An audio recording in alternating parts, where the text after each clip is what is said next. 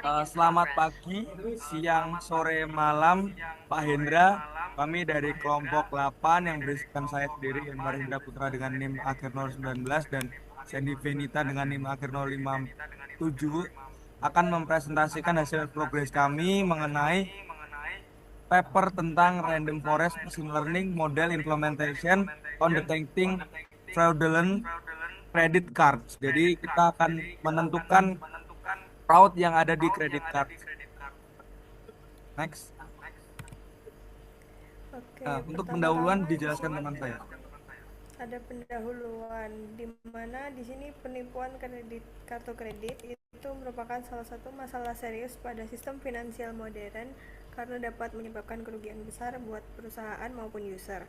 Tantangannya di sini ada mendeteksi penipuan itu ada ketidakseimbangan kelas atau imbalance dataset di mana transaksi penipuan punya proporsi yang sangat kecil dibandingkan transaksi normal. Jadi buat ningkatin akurasi deteksinya, penelitian memanfaatkan algoritma random forest. Jadi model ensemble yang terdiri dari banyak decision tree dan melakukan klasifikasi secara lebih robust.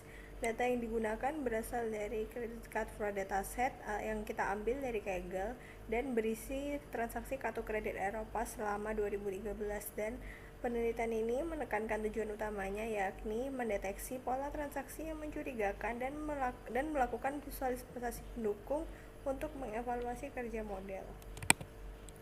Nah, selanjutnya ada satu teori yang kami ambil. Jadi di sini algoritma random forest sendiri merupakan salah satu teknik ensemble learning yang memanfaatkan sejumlah decision trees untuk menghasilkan prediksi yang lebih akurat. Dan pada prinsipnya random forest ini membangun banyak trees secara acak berdasarkan subset data dan fitur, kemudian melakukan proses voting untuk menentukan hasil akhir, sehingga pendekatan ini membuat model lebih tahan terhadap overfitting dibandingkan single tree.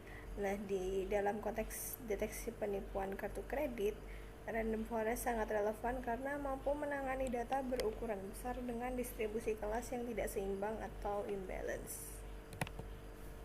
Nah, jadi dataset ini untuk dataset dari credit card fraud yang kami ambil dari Kaggle ini berisi 284.807 transaksi kartu kredit dengan 31 atribut termasuk 28 variabel hasil transformasi PCA berada dari V1 sampai V28, serta ada atribut time, amount, dan class sebagai label.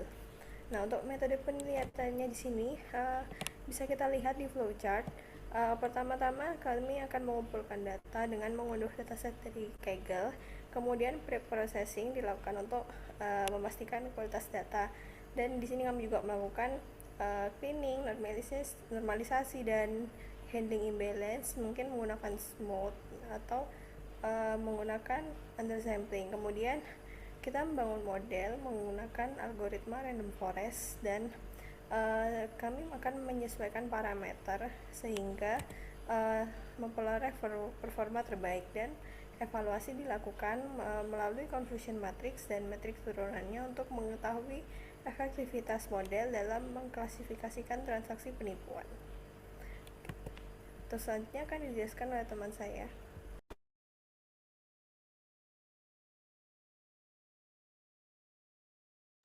Oke, selanjutnya adalah hasil penelitiannya. Kami telah melakukan sesuai dengan paper. Kami mendapat temuan bahwasanya di sini kami menggunakan confusion rate bahwa precision ini masih tinggi, yaitu sedikit transaksi normal yang salah deteksi bagian sebagai fraud. Lalu ada recall tinggi, jadi model berhasil menangkap sebagian besar transaksi fraud. Lalu ada advance score yang stabil, yaitu keseimbangan antara precision dan recall yang baik. Terakhir ada ROC AUC yang mendekati 1.0, yaitu kemampuan pemisahan kelas yang sangat kuat.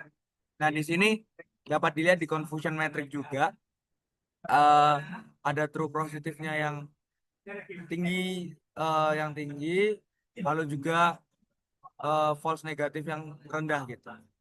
Mungkin untuk lebih jelasnya kita akan masuk ke kodenya ya.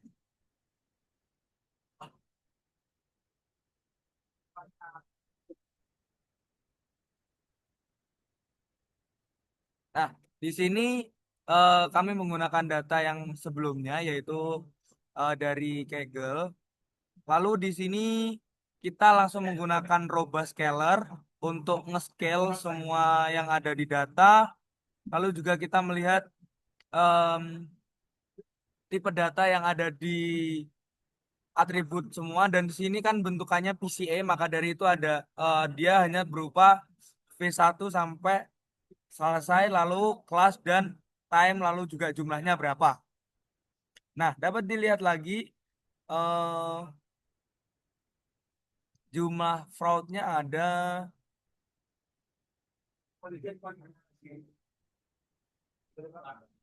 jumlah fraudnya ada sekitar segitu. Lalu kita mengambil sampel untuk dilakukan sorry tadi robustnya non fraudnya sekitar 99,83%, yang notabene ini sangat tinggi, jadi masih dikategorikan aman gitu dan fraudnya hanya 0,17%. Lanjut, eh, kita melakukan undersampling dengan sebelumnya kita melakukan distribusi normal dari semua data frame dan kita mendapatkan seperti ini hasilnya. Jadi kita mendapatkan scale amount-nya berapa, lalu time-nya berapa. Hal ini perlu dilakukan skalasi karena memang eh, satuan dari time, satuan dari PCA sendiri ada berbeda. Maka dari itu perlu persamaan satuan agar lebih mudah untuk dikembangkan mesin learning-nya. Selanjutnya, setelah kita telah mendapatkan random sampelnya seperti apa, kita menggunakan X sebagai datanya, lalu Y itu sebagai targetnya, yaitu kelas itu sendiri. Lalu di sini kita split data de- untuk training dan tesnya. Nah, lalu kita menghitung base parametersnya.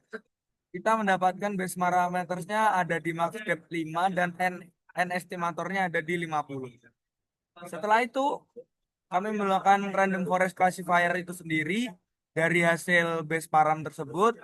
Kita masukkan, ketemulah kita akurasi, precision, recall, F1 score dan MCC atau Matthew Correlation Coefficient. Di sini dapat dilihat eh, akurasinya sekitar 0,915 atau sekitar 91,5%.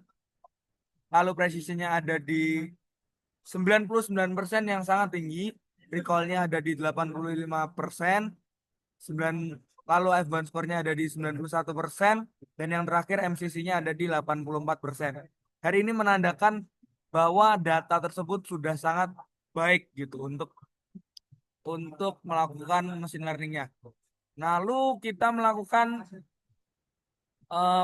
tree params atau kita melakukan random forest lagi. Dapat dilihat ada penurunan akurasi dan hampir semuanya terjadi penurunan. Maka dari itu yang terbaik adalah parameter sebelumnya. Parameter yang menggunakan grid biasa. Nah, setelah itu kita sudah menemukan semuanya. Kita melakukan confusion matrix agar kita lebih gampang untuk melakukan evaluasinya. Oke, mungkin cukup sekian progres dari kelompok 8. Kurang lebihnya mohon maaf. Terima kasih atas perhatiannya.